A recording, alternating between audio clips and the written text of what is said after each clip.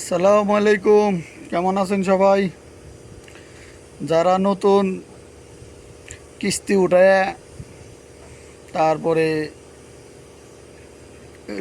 ঋণ করে সৌদি আরব আসবার চাইতেছেন, চিন্তা ভাবনা করতেছেন যে 2 বছর পরে দেশে যায় গার্লফ্রেন্ডে বিয়ে করবেন বা একটা R15 লয়ে ফুরুত করে ঘুরবেন, তাদের জন্য মোটামুটি দুঃসংবাদ। 2 বছরে তো না, হয়তো 4 বছর পরে যায় দেখবেন যে গার্লফ্রেন্ডের বাচ্চা এসে আপনার মা মা করে ডাক পারতেছে।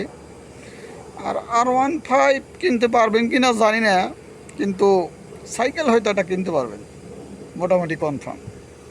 যাই হোক, যারা আসতেছেন তাদের জন্য শুভকামনা। ভালো থাকবেন আর দেখে শুনে আসবেন। অবশ্যই দালাল একটু দেখে আসবেন, কারণ দালালরাই তো বর্তমানে ভালো অবস্থানে আছে। তাই সাবধান, দালাল হইতে সাবধান। Bye bye, tata.